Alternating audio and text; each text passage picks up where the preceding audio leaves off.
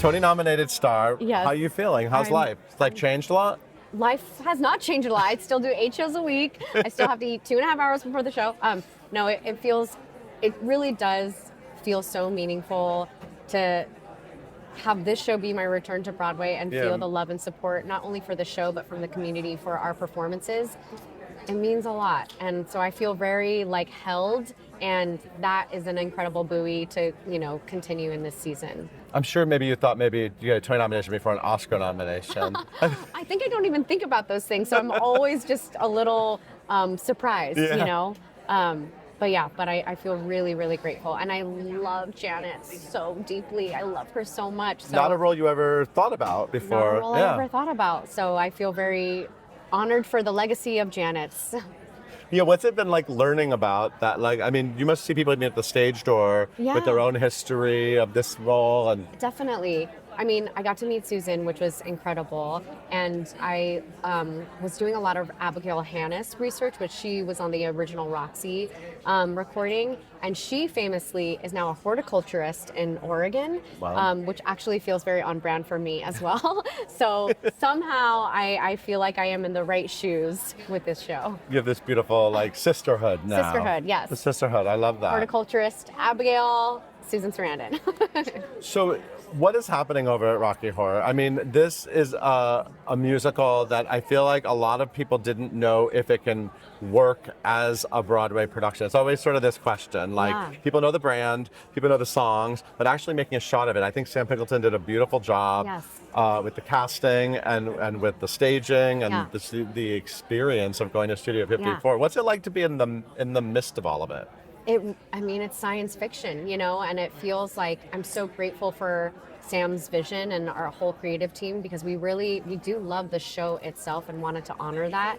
And every single night it feels like a very rare thing where it is a revival. It's been around for 53 years, and everybody has their opinion about it, including ourselves individually as cast members and creatives. And it's like this beautiful collision of love languages, both from the audience and from us, of this is how we love this thing this time around. And it's really special. You can't do it in a vacuum. It's impossible. Barry Botswick made us a video, and he talked about the call outs, and he was like, I think he was like, I could never have done that. And now you just have to fly with it. And it's true, because it is what it is now. And we have to love it, given the history of it, and find newness in it, which is a very special challenge and joy. I feel like you found your passion for theater by doing very avant-garde downtown kind of shows. Yeah. And what I love about this production is it has, what I said it reminds me of community theater in the best sense, just because it feels a little cobbled together, but that doesn't mean that it's not beautifully professional and at the highest level. But that energy is so exciting to see on Broadway. I'm sure that you never, probably when you were younger, thought that you could find that spirit in a Broadway production. 100%. And that is for sure the gift of this show.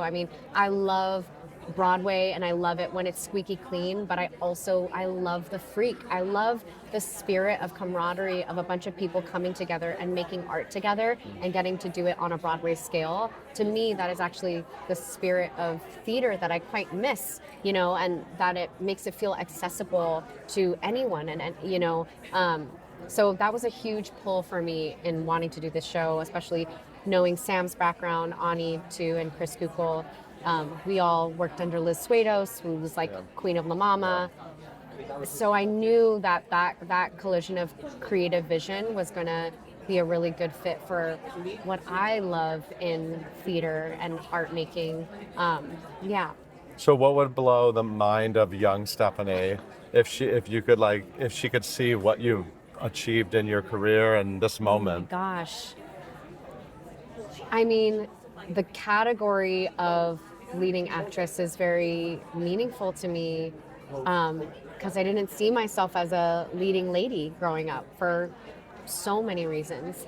And to get to be in Janet's shoes, and for the Tony Committee to honor her as the leading lady, which she is, of Rocky Horror is really moving to me and very much healing me in real time in terms of how I even think of myself. So, yeah. She's a leading lady. She's a leading lady. I love She's it. a leading lady. She's in her leading lady era. Leading lady. Yeah, exactly. Congratulations. Good to see you. So good Thank to you see so you. much.